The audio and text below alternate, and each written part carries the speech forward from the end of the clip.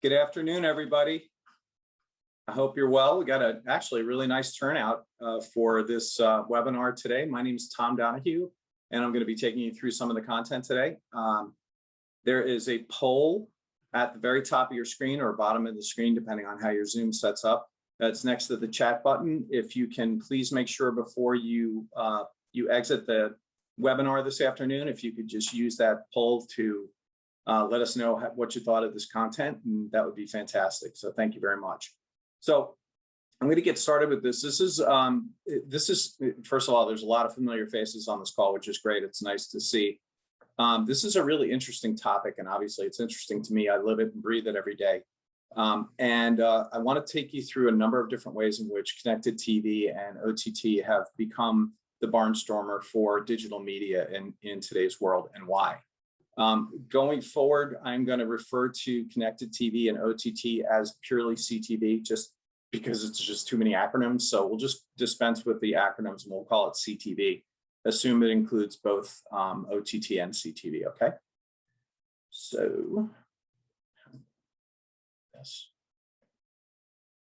That's me when I had good hair. This was pre-pandemic, so don't fault me for this. I am Vice President of Connected TV at GroundTruth. I joined GroundTruth in May to help launch this product into our client base and into the market in general. And I'll show you some information about GroundTruth and why we're doing what we're doing. This is going to be it'll look GroundTruth heavy. I apologize for that in advance. I want you to understand that this is not a sales pitch. There are elements to our product that I want to make sure I call out, but overall, this is more about the landscape of connected TV, how advertisers can optimize it and exploit it, and how you should be looking at your partners in order to find the right mix of solutions in order for you to achieve your objectives. So some housekeeping, everybody's muted right now. You will get a recording for everybody who's attended and registrants as well. If you do have questions, and I really hope you have questions, submit them in the Q&A.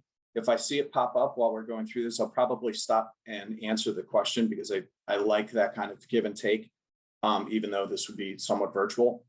Share your feedback by completing the poll, as I said. If you have any questions, send them to adexpert@groundtruth.com, or if you have a GroundTruth representative, you can reach out to them as well. So this is our agenda for today. For the first probably 20 or so minutes, we're going to talk about GroundTruth and the state of the market, connected TV and OTT. We'll talk a little bit about contextual targeting and what that means today in what's becoming a cookieless world, including the use of audiences, weather, and creative elements in order to optimize your contextual targeting. And then we're going to have a fireside chat, although it's about 90 degrees in Chicago today, and it's probably hotter in Southern California, where my good friend and our special guest, Darrin McAfee, who's Executive Vice President for Point Broadcasting, he's going to join us. We're going to talk, we'll call it an air conditioning chat.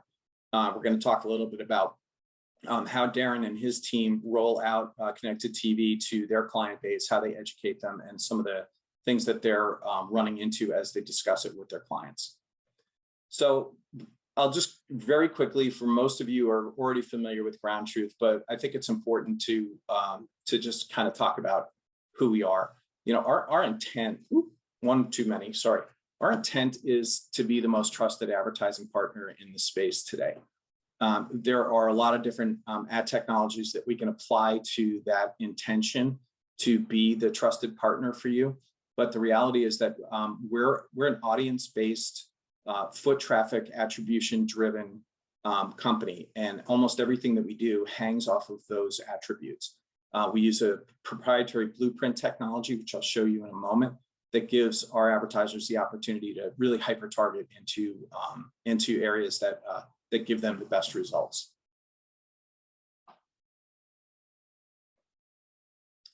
This is what a blueprint looks like. Essentially, what we do is we build our audiences and attribute visits off the blueprints. We're capturing foot traffic in store, on the lot, and in a retail area. And that foot traffic helps define what our audiences are.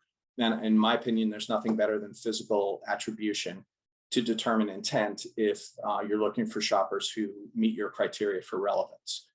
We've blueprinted about 6 million retail locations around the United States to date. and we add about 200,000 of those every month.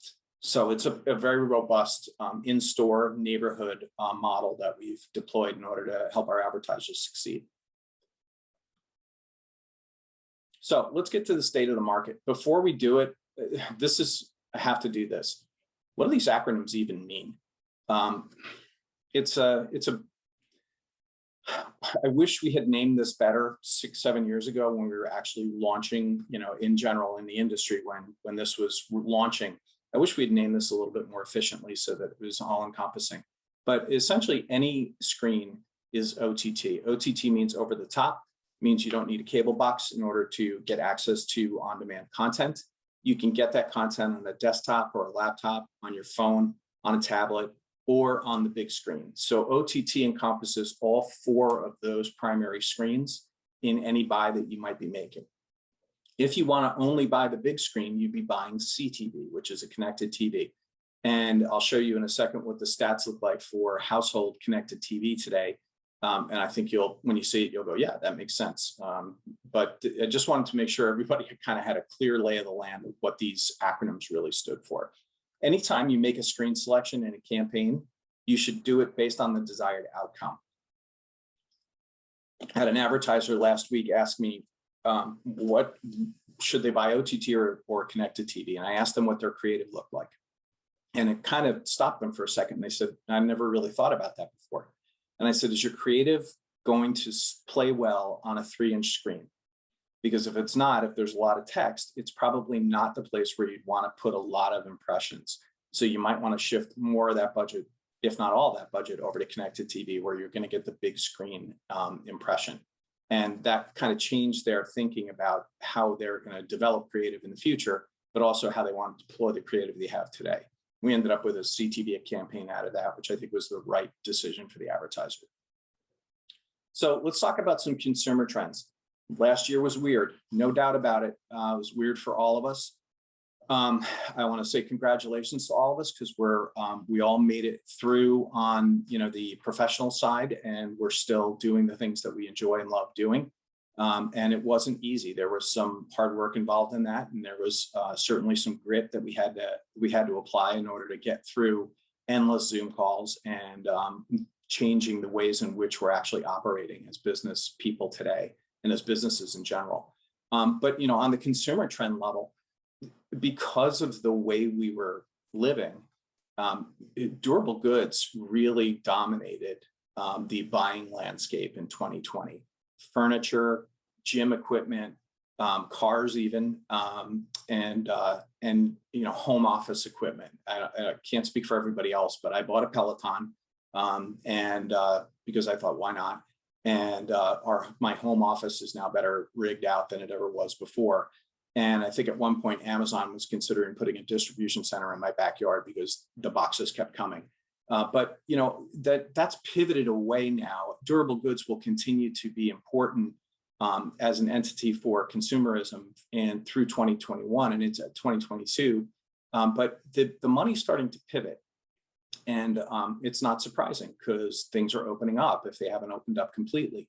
And now we're looking more at spends that are growing in experiential activities, entertainment, sporting events, travel, dining, concerts, all those things that we had to put on hold. We're all aching to get out and do again. And so those experiential activities are the places where we're starting to make our consumer dollar investments. Healthcare, non-emergency procedures. I can't speak for anybody else, but I actually tabled a non-emergency dental procedure during the pandemic, and I have had it done subsequently. And I'm, I think it was probably wise for everybody who said, I don't need to do that right now. I'm just going to hold off on that.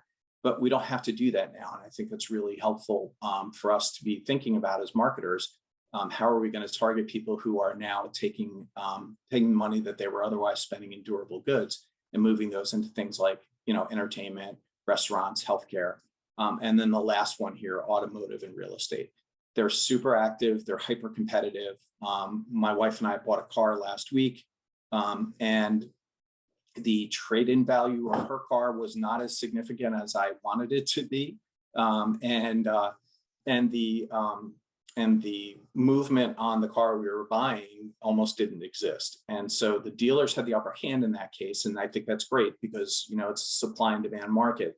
And right now the supply is very limited and the demand is consistent with what you would expect post-pandemic as people want to upgrade and replace the cars that they have. So the constraints on automotive right now in the used car sector are significant, which is bringing up used car prices and margin. And the lack of chips are clearly impacting the ability to carry and maintain new car inventory. So automotive, I think, will continue to be hot through the remainder of this year. Real estate is on fire.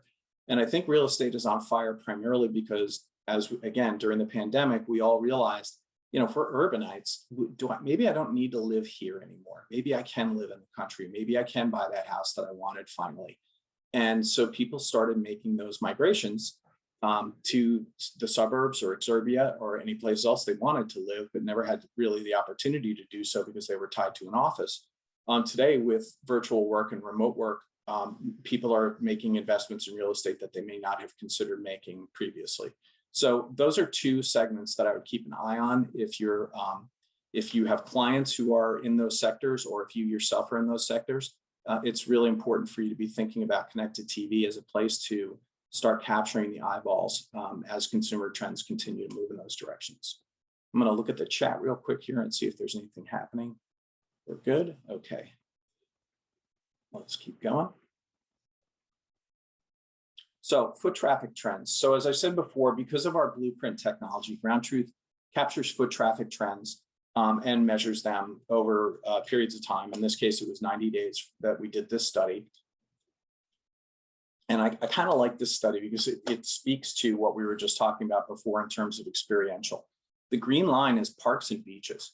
And as you can see from April, where the weather was just starting to get slightly better around the country, through where we are right now, as of 2 weeks ago in early July, that spike continues to grow. And so parks and beaches, people are getting out, they're using finally getting access to the outdoors, and they're taking full advantage of it. We're also seeing, steady increases in hotel, shopping malls, and airports and transit centers, as you would expect. But restaurant, I think, is also the kind of the bellwether for people getting out, and instead of cooking in their home, as we've been doing for the past year and a half, people are getting out and enjoying, dining out with their friends and family. So when we look at foot traffic trends like this, it kind of speaks to a growth pattern in experiential spending, but it also speaks to places where these areas are going to continue to be hot. Now, looking at all that, you'd say, wow, that's great. These foot traffic trends are really positive. But if you think about what they mean in the context of connected TV and OTT, can you find them? And this is a scary slide, and I show it for a reason, because I think it's important for everybody to understand just how fragmented this space really is. And it's not fragmented in a dangerous way or even a negative way. It's just the way it's set up. It's a highly personal space. If you're the viewer dead center in the bullseye here, you have ranges of options to go out to through, let's say, just go to the right, go to the 2 o'clock hour. You can go to Netflix on your iPhone, or your Android on your iPad. You can go through your Xbox if you want to. There are so many different variations for you to gain access to on-demand content on devices that are different every minute of the day, on services that are different in every minute of the day as well. So it's a very personal space. We're watching shows everywhere, across every screen, on multiple services. I probably am no different than most of you. I have 5 different services that I have that are either, subscription or AVOD. And, even the AVOD ones I use pretty frequently. So my subscription services are the ones that sort of sustained me through the pandemic, but they have become habit. And that I'm not alone in that. So that habit has now become, this is where I'm going to go in order to get my entertainment. And who am I as a viewer, and how can I be reached? And that I become an audience member of one, and I'm absolutely critical to find. The scale is there for this. The scale is, we don't have scale issues or inventory issues anymore in connected TV or OTT. It's hard to corral. That's the challenge. You've got to be able to target your audience efficiently. You've got to be able to geo-target efficiently, and you've got to be able to do it with premium content. And that's a difficult thing to do. It's a kind of a three-trick game that you're trying to play there in order to gain the advantage to find the viewers on the content with the services and devices that they're trying to interact with. Cord cutters and cord nevers, they're the new normal. I'm an old man. So for me to be a cord cutter, I'm not the norm. But for the generation just coming out of school now, they've never had a cable box and never will. So for them, cord cutting and cord nevering that's their normal. That's just the way that is. And so that reality becomes, if that's the case and we are not going to ever go back again to the way things used to be, how are you going to find your audience? And I think connected TV can help you reach your audience in a much more efficient way in an expanding nonlinear world. So this is why I think CTV is the future, and I'm not alone here. 230 million Americans are streaming over the top channels. That's 70% of the US population. That's unbelievable. 9 out of 10 of us already have access to a connected TV. And that is really not surprising if you think about like that big tube TV that you had when you were growing up. That's long gone. We've all got TVs that are on the wall, in the bedroom, in the living room, and all over the house, really. And so having access to those connected TV devices everywhere in our house essentially makes us candidates as audience members for connected TV. And this is, to me, the most interesting stat of this side of this slide. 3/4 of us regularly watch ad-supported over-the-top content. And again, if you think about like Pluto TV, for example, that's a perfect example of watching ad-supported over-the-top content. And I watch it. There are shows on Pluto that I enjoy watching, and I'll watch it, and I will engage with the ads that are being served to me, primarily because I know I'm going to get one, maybe two. And it's not like linear TV where you had 2 or 3 minutes stretch of television commercials before your show came back on. And so it's a very hyper personal moment where you can engage me as a consumer while I am engaged in my content, because I know that I can't get up and run away. I'm going to wait because my content's going to come back on. So I think that when you look at these statistics of 70% of the country having access to a connected TV device and 3/4 of us streaming on demand ad-supported content, I think it's a bellwether moment for connected TV. And if you're a smart marketer, you're getting in front of this.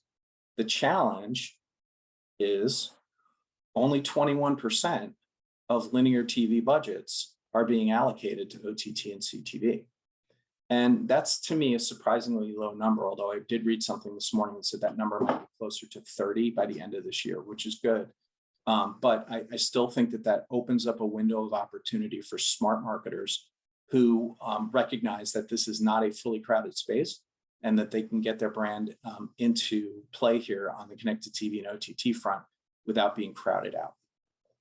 The statistic down at the bottom is already outdated. This number is probably closer to $21 billion. It'll round up to this year. So we're already seeing advertising growth in connected TV and OTT. It's going to continue to soar. It's no surprise that companies like GroundTruth have decided to take the best of their ad technologies like blueprinting, audiences, and geo-targeting, and move those ad technology platforms over to this new space. So we see the size of this marketplace. We know our clients need to get access to those things, and we also know that we already have the best of breed products in order to move those over to connected TV and OTT. What are the benefits? If you think about the benefits of connected TV and OTT today, really you can say whatever you want to say, but in the end, everybody wants pretty much the same 3 things. Everybody wants premium and high quality content. There's no question. The fact that that's 61% is surprisingly low, because I can't imagine 39% of marketers saying, you know what, that's not important to me. Give me whatever you got. I think it's really important to have premium, high quality content. I think brand safety is absolutely critical. And if you think about the brands you're either representing as agency partners or resellers, or as direct business owners, it's really important to know that your brand is going to show up on safe content. And then the most important thing I think on this is the least cited need from marketers, but I think it's just because they're not sure how this actually works yet. Although I think a lot of us could tell them how it works. It's targeting. Targeting is absolutely critical today. It is the new contextual for what we're able to do in connected TV and OTT. It's not cookie based. This is a cookieless platform. So you don't have any issues with that. And so now it's an issue of how do you target your audience in content that's brand safe and high premium quality. And if you can check those boxes, then you can eliminate a lot of waste in the things that you're buying. And I always tell marketers, there's that old John Wanamaker, I think his name is John Wanamaker, turn of the century marketer who said 50% of my advertising is wasted. I just don't know which 50%. And I think that's probably not accurate anymore. I don't think the number's quite as high as 50% anymore. But I do always ask marketers to think about that and be brutally honest with themselves. Where are you not getting the best return on the dollars that you're spending on your marketing? And if you can answer the question, you can say, I just don't know. If you don't know, that's your answer. And I think that if you can find that place where you don't know, and you can think about moving some of those dollars to things like connected TV now, where the marketplace is still wide open and we can still make some nice gains for brands, I think it solves some problems for marketers, especially when you layer in targeting, trusted environments, and high quality content. The big thing for me is always, I tell everybody, if you can eliminate waste in anything that you do, you are instantly going to get a better result. It doesn't matter what it is. The Olympics are going to start on Friday. Those folks have spent years just focused on how their hands are moving while they run their race, just their hands. They're focused on the most minute things in order to gain some advantage. They are eliminating waste in their form. And we have to do that too as business professionals. We constantly have to be very rigorous about how we look at waste and how we eliminate it and how we move forward with better solutions that'll give us better results. I think connected TV's time is here, and I'm certainly not alone. This is a great time to be looking at this space. So what does it look like? We've all seen these before, but sometimes you've seen them, but you haven't really kind of made the connection of, oh yeah, that's what it is. It's not very complicated. So this is a non-skippable spot that's going to run in content on connected TV. Now on the left-hand side, you'll see the guy eating a bag of Cheetos. That's a 50-inch screen in my living room. My wife is in the dining room and she is watching something else on her phone, and that is OTT. And so you've got those two combinations right there, and that's essentially what that looks like. Every spot that we run on GroundTruth is a non-skippable spot. So you get the full effect of that spot if the consumer completes it. And after the spot, this is really interesting information that we just got from a travel study. It's more than just driving awareness. I've heard connected TV called a brand awareness tool. It's not. If you think about it just as a brand awareness tool, it's like thinking about it like TV. There's after action data that can be collected, but there's actually in-spot data that can be collected. And then of course there's foot traffic attribution that can be collected by companies like GroundTruth. And it drives actions. And in the study that we looked at, after a travel ad, 65% of viewers visited the advertiser's website and half of them conducted additional research. None of this should surprise any of us. If you think about watching on-demand content in your living room and a spot comes on and you see the spot and it's a truck commercial and you go, boy, I really would love to get a truck. The first thing you're going to do is probably pick up your phone or your iPad and you're going to go to the Google and you're going to type in, Ford trucks. And it's going to take you to a site and you're going to click on that site. It's going to take you out to a local dealer. And all of those things are creating more research for you as you get deeper and deeper into the consumer journey to the place where you go, you know what, we should go look at this vehicle.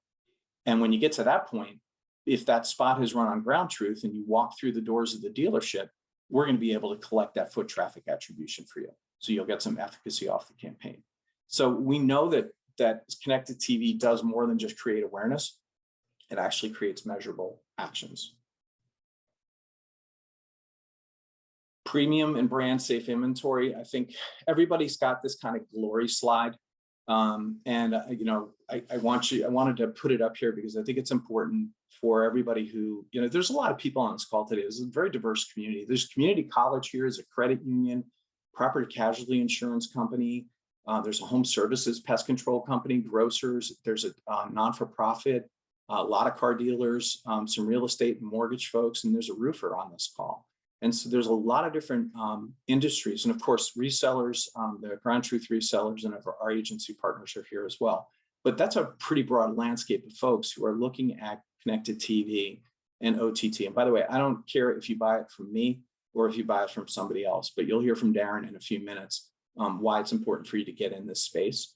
But GroundTruth's, you know, we're all about that premium brand safe inventory. If we're not going to be able to deliver that to you, why do you need us? So we have to do that. So we've curated all the inventory that we source. And we have fraud prevention partners, double verify, and we're tag certified. So I just wanted to throw that in there as a quick overview. So let's talk about contextual targeting solutions really quickly. I think real life data should drive the new contextual advertising. If you know that my mom went to a store, a retail store, that real life data will begin to drive how you view her as an audience member. That context is a moment of addressability. And I think that's everything in mediums like connected TV. You have moments of addressability on a big screen or on a small screen or on a desktop that you can apply new models of contextual advertising to that's based on real life data. Those moments are shaped by things like location and physical experience, but also by the weather. And I'll show you what I mean by that in a moment. But those moments, they are all driven by data that is collected by companies like GroundTruth and then excised into audiences that you can tap into. So the takeaway here is find a partner that gives you a data-driven approach to behavioral context. And if you can do that, and if you can do it consistently with that partner, you can change the way you are looking at and viewing contextual advertising using connected TV and OTT. So how do you deploy advanced targeting capabilities using connected TV and OTT? You know, on our end, you know, you can see that TV moving in the background, that's your living room. And so our job is to find a location-based audience. So in other words, we want to find people in Chicago, Illinois. In fact, we want to find them in Highland Park, Illinois. We want to geo-target those folks, and we want them to be in-market shoppers for gym shoes or for fitness equipment or whatever. And we want to weather trigger these ads. And again, remember what I talked about before, eliminating waste. When you can weather trigger an ad, you essentially can throttle that ad up and down to accommodate weather conditions so that you don't waste impressions when you know somebody is not likely to be taking an action that will physically move them into your store.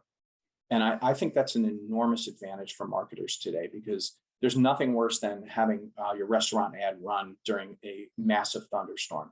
People just are not going to leave the house. That's a great moment to be ordering from DoorDash. But if it's beautiful night and you've got outdoor dining and you've got a beautiful CTV commercial you want to run at, you know, a certain day part that will feed into people going, hey, let's go out to dinner tonight. That's exactly how you want to use weather triggering. But you've got to do that using location-based audiences that have intent and geo-targeting so that you don't waste impressions outside a certain zone, zip code, DMA, whatever it is you want to target. Weather triggering to me is so cool. And again, like, I don't know if you saw that little pop-up there. I'll go back a slide because I kind of love it. But if you look at that, she's looking at her phone and it's a beautiful day and she gets the scoop, cool down with Strawberry Wonderland. And so she's got that on her phone, and that's because it's a weather triggered ad, because it's a beautiful day and it's kind of hot out. Of course, she's wearing a hat, but it's kind of hot out. And she's thinking, boy, I could go for some ice cream and I know where the scoop is. And if you can do those things with weather triggers, you have such an advantage over eliminating waste. You can deliver in optimum weather conditions. You've got the flexibility and control as the advertiser to dictate those terms to us. And you can optimize your campaigns. We use WeatherBug. GroundTruth owns WeatherBug, and our weather data is real-time precision. If you haven't downloaded the WeatherBug app, I'd highly recommend that you do it. It's truly one of the most elegant and clean weather apps that I've ever seen. But this weather triggering element is just part of what we do for our clients in connected TV and OTT campaigns. And I'm going to wrap with a couple of unique creative solutions. If you think back to the guy eating a bag of Cheetos, that was just an ad, right? There was actually, in that spot, there was an end card to that ad. It was for Walmart, I believe. So we were able to place an end card at the end of that spot, and we can do that pretty much on any campaign that we run for our clients. But our creative team came up with something really beautiful. And if you look at that TV, you'll see as that spot's running, a QR code slides into the lower right-hand corner. And if you've got a QR scanner on your phone, you can actually scan that. It just takes you to an example.com page. But those overlays they add pop to an otherwise what would appear to be kind of a one-dimensional spot running within on-demand content. By adding QR codes, your logos, static images, static maps, which I think are fantastic if you can put a map in as to your location. All those things can be put into your creative at no additional charge. You tell us where you want them inserted, at what second point, and we'll slide those in. They create in-spot moments that are interactive. They are designed to get my mom to go, I've never been to the Carolina coast. I think I'll take a look at this. And if that's a URL instead of a QR code, because I don't think she's sophisticated enough at 90 to use that, but she can definitely go out and look at a website about the Carolina coast. If you can slide that type of information into your spot towards the end of the spot or any place that you want to put it, it gives my mother an opportunity to engage and learn more. The visual reference with a map, I think, is huge, especially for a retailer who is either one, off the beaten path, or two, just wants to drive a lot more foot traffic. Show somebody where you are. A street address is great, but showing somebody context is, I think, everything when you show a map. It creates a relevant viewing experience for the consumer. So if you're targeting correctly and you've got somebody who is a travel enthusiast who is considering a vacation and is consuming on-demand content, and you can reach that person with a contextually relevant in-spot overlay, that's just a bonus that you can put in for any of your GroundTruth campaigns. And then the last thing is reporting. Reporting, I think, is a historical review of how your campaign ran. But obviously history is, it changes on an hourly basis because your campaigns are constantly moving. But what we decided to do was measure, I call it a story. If you think about how you really want to read a report, the colors are nice and the graphs are nice, but in the end, what you want to know is how much budget did I put against this? Because life moves fast and you've forgotten already. How many impressions have I received so far? What was the reach, my unique reach on those impressions? What was the frequency? What was my video completion rate? How many in-store visits have I gotten so far? How much time on screen have I gotten so far? Because it's a metric that I love to measure, because if you're running a 30-second spot, you run 1 million impressions, that's 500,000 minutes of on-screen time dedicated to your audience. Try buying that anywhere for the price of a CTV or OTT campaign. Device distribution, I think, is critical in an OTT campaign. You want to be able to see whether or not certain devices are optimizing differently than others, and work with the account manager in order to make sure that you throttle and move the needle within the campaign. And the last thing is, I really feel like today, with transparency being the big buzzword, everybody should have a publisher report. You should just know where your spots are running. And with GroundTruth, we provide a top 25 publisher report for every campaign that we run. So that's kind of the story that it tells. If you think about a report on screen, you go, okay, that's nice. But really what I want to know is, am I reaching the right audience? Am I doing it with the right level of frequency? Am I not overwhelming people? What's my completion rate? Because that's everything.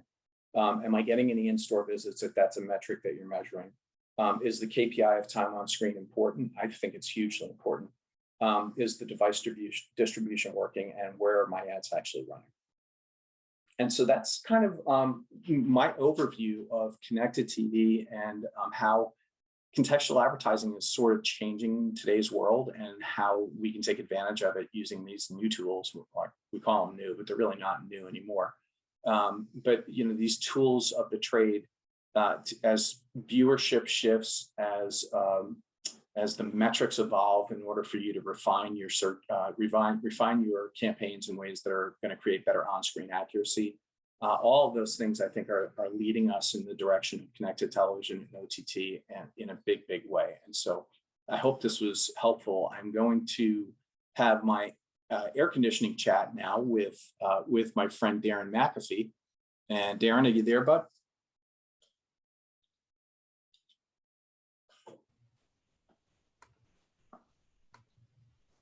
Darrin? Yeah, I am. It says I can't start the video though for some reason. Well, you look really young, so that's yeah. Do I look like an old? Yeah, there I am. Hey, right. Man, how you doing? You guys thought you were getting an 11-year-old kid, huh? How are you? Good, man. How are you? I'm good. I'm good, folks. Darrin McAfee is the Executive Vice President for digital products for Point Broadcasting in Ventura, California. Point owns 28 radio stations in Southern California, and Darrin is responsible for running the sales organization for that media company. And Darrin and I go way back to our Tribune Media days when Darrin was the digital sales manager at Fox 4 in Kansas City.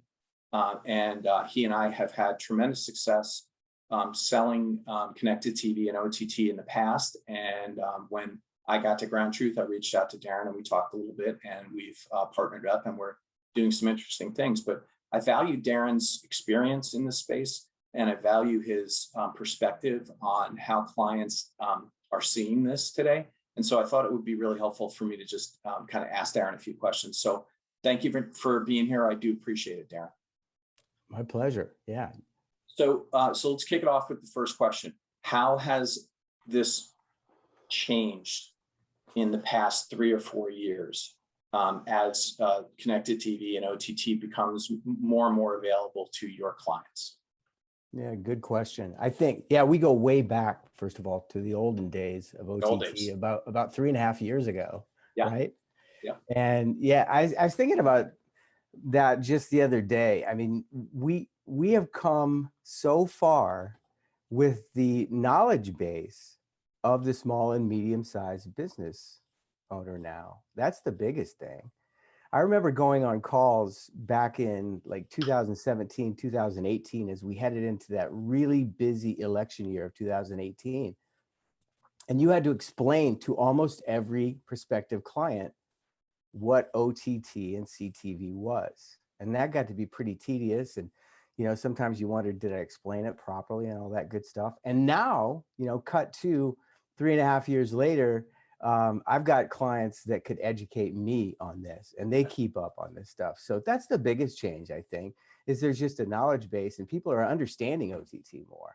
I remember one of the first things you told me, Tom, I said, what's the easiest way to convince someone or to tell someone what OTT is? And you said, real simple. It's just getting your TV commercial seen on an internet connected device. And I've never forgotten that. And that one still comes into play a lot, actually. So that, and I think, people just have greater expectations. I remember when we would talk about OTT, there was the thought process of, well, cord cutters, that's just young people. Remember that? That's just millennials. That's just the kids. My clients are home health care, moms and dads and grandparents and things like that. They're never going to get this. They're not going to be watching that. Well, now look at this. Yeah. And that was a great presentation, by the way. Yeah. The demographic has arced. It's kind of flattened out in terms of, everybody is a ripe candidate. It's just about building the right audience in order to reach them with your message. But tell me about some of the successes you've had recently. And, we were talking before this webinar started. You're out actively discussing connected TV with your clients. Tell me how that's going. Well, the biggest place we're seeing advertising dollars move currently is not from other digital products. It's from out of home, or it's from direct mail. That's what we're seeing the most of, frankly. you know, Okay. and maybe that wasn't so much the case a few years ago, but the reporting in OTT and CTV has gotten so much better that it's just hard to deny. You know, you Yeah. can't really track and trace as well as everybody would like how your mailer did, you know, or how your park bench or your bus panel is doing, but you certainly can through the reporting like you were referring to with the OTT. Yeah. And that's what I think is one of the main reasons it's vaulted like it has.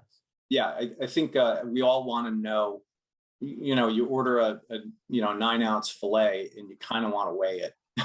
And this now gives us the opportunity to go back to our clients and say, this is what you bought, this is how we delivered, these are the results. How do you feel about that? And can we kind of quantify the ROI or the return on ad spend? I think it's a lot easier today than even when it was 2-3 years ago. I think today, guaranteeing a 95% video completion rate is not a big deal. The numbers are 96, 97, 98% consistently. And that's not surprising because you're not overwhelming people with ads. It's usually one spot and back to the content. And so the inclination for people on a connected TV where the majority of these impressions are serving to turn the TV off mid-spot is pretty much zero. But if you think back to when we were doing this, if we were getting a 72%, video completion rate, we were excited, and that's kind of crazy if you think about how the way it's risen, and now you layer in the device graphing and all that good stuff. I mean, it's gotten so sophisticated that it's really hard to deny for that small, medium-sized business advertiser. When you start saying things like, yeah, it's non-skippable, I can make sure that those TV spots are only seen in the most relevant geographical areas. Oh, and by the way, we can chase them around now with device graphing too. Or retargeting.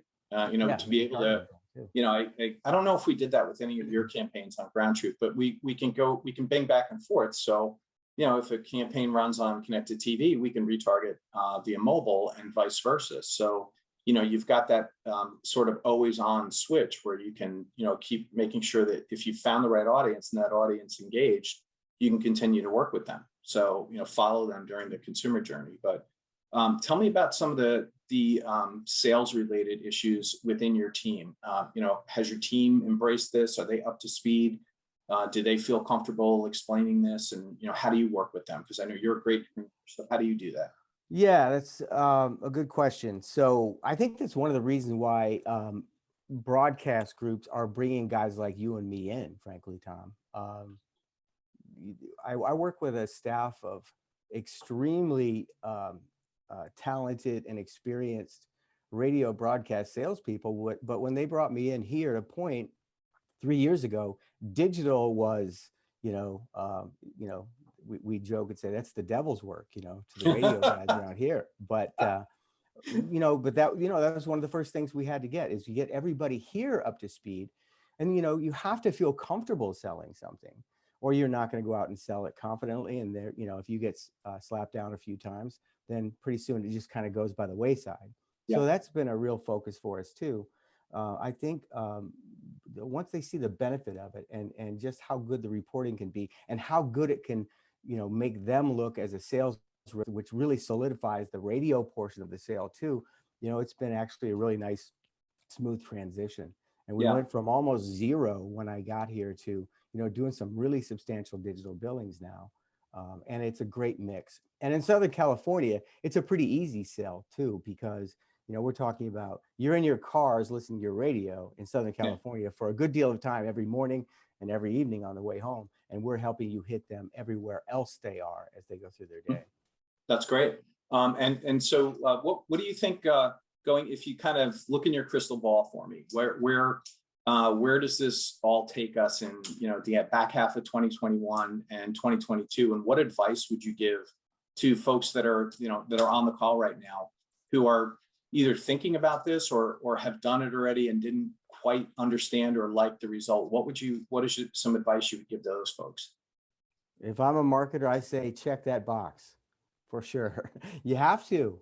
I mean, it's just too good of a product right now, frankly. And it's only growing. It's only going to get better. I love what you said in your presentation too, about how, people have made that psychological trade-off now. It's DVR proof, but we're not forced to watch 4 minutes and 4 seconds of ads anymore. If I'm watching, Survivor on CBS.com now, as opposed to watching it on my traditional, television set, right? So Right. I think it's just something you need to check off as a marketer, just because it is as powerful as it is, and it's tracking. It's no longer just, we used to talk about it as kind of a branding play, OTT, just a few short years ago. Well, it's not that anymore. Right now, it is branding, and it's a direct response kind of advertising play too. So that's why we're starting to see that shift more and more from a lot of these other advertising products. So I'd say you won't look back and regret it. I can assure you that. What budget sizes do you typically see for like first timers who are coming in? So let's say you're going to go out and talk to a dealer group, or you're going to go out and talk to a retail chain. What size budget are you suggesting to them based on what they want to accomplish? Good question. Perfect example is we have clients all the time that once we show the product to them, show them the reporting dashboard, how it all works, and they'll say, well, I'll dip my toe in the water. I'll start out at $1,000 a month or $800 a month or something like that. And then they're off spending still, 2,000 or 3,000 in other areas like, audience extension and geofencing and some other things, maybe some Facebook advertising. And almost assuredly within 2 or 3 months, that 800 goes to 3,000 and 4,000 oftentimes, just because they see how well the product works. Yeah, I think it's really important to, like I said, it's really important to be brutally honest about eliminating the waste. It's important to have spread. Everybody knows that. That's the game. But you have to be able to measure the efficacy of the spread. And at some point it's a balloon, they only have so much money you can spend. So you want to squeeze it in the right places at the right times. And you want to use the right mediums in order to accomplish certain objectives for, individual campaigns. But, when you kind of think about something like connected TV and OTT, it's got big screen punch. It's got an engaged audience. It's pretty much a zero waste platform, and all the offline data, it feeds the on-screen accuracy. So I am very bullish on it, obviously, but I'm bullish on it primarily because if I were a buyer, I would be looking at that going like, all right, how do I get in this space without breaking my bank, right? So yeah, checking the box is one thing. Finding a budget, finding budget from things where you are brutally honest to going, there might be some waste there that we can excise, right? And then working with your partners to try and cultivate the audience that you need and the geo-targeting that you need, and then defining what KPIs you're really trying to measure. I think those are if you can do those things, your end game is going to be much more positive than in other outcomes. So, any final thoughts for the crew, Darrin? Well, I think you said it all, Tommy. That was a great presentation. That Thank was really you. good. And it's good to see you again, as always. Great to see you. We talked on the phone quite a bit, but everybody, it's on. Go ahead. I'm sorry. I got to get on a plane, man. I got to come out and see you. That's what I got to do. So it's nice out here, 72 and sunny all year round, right? Well, that's why we're having the air conditioning side chat today and not the fireside chat. Neither of us need the fire. So thank you very much, Darrin. I appreciate it. All right. Appreciate it. So I'll do a quick Q&A. Darrin's going to stay on. You can mute if you want to, but if anybody has any questions, feel free to drop them into the Q&A. There's a question about utilizing GroundTruth versus, say, Amazon connected TV. Are we able to drive multiple retailers within the same CTV campaign via GroundTruth? The answer to that is yes. But the other answer is, I can't. I was brought up to never speak poorly of the competition, or in sports, don't root against the other team, root for your team. I just know how connected TV works in the GroundTruth space. I can't really speak to Amazon's pluses and minuses in terms of connected TV and their media. I know that they have some challenges with foot traffic attribution. In fact, they're not even challenges. They just haven't even crossed that threshold yet, because we've had some conversations with them about it. So I think that gives us an upper hand. And I also think Amazon is kind of a walled garden versus a broader access to premium inventory through companies like GroundTruth. I hope that answers your question, Ashley. How much to charge clients per 1,000? Great question. GroundTruth charges $25 for OTT and $30 for CTV. Those are our price points. And everything, like I said, the overlays, audiences, geo-targeting, everything else, it's all part of those CPMs, $25 for OTT and $30 for CTV. And we will host 6, 15, or 30-second spots. We can't do 60s. I think 60s get out of that premium content space. If there are any other questions, I'm going to leave it open for 10 more seconds. And then we are all going to go back out into the world and make money. But I would like to thank everybody for being here today. And I would very much like it if you could make sure that you finish the poll, if you would be good enough to do that. And I'm going to give you my contact information. If you need anything, Tom Donahue, feel free to reach out at tom.donahue@groundtruth.com. I am more than happy to answer any more questions. I love talking about this stuff, and I love trying to help people get a good handle on it. So I am absolutely at everybody's service should you need me.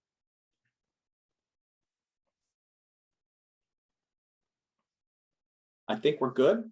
Everybody have a great afternoon. Thank you so very much for coming. Really appreciate your time today.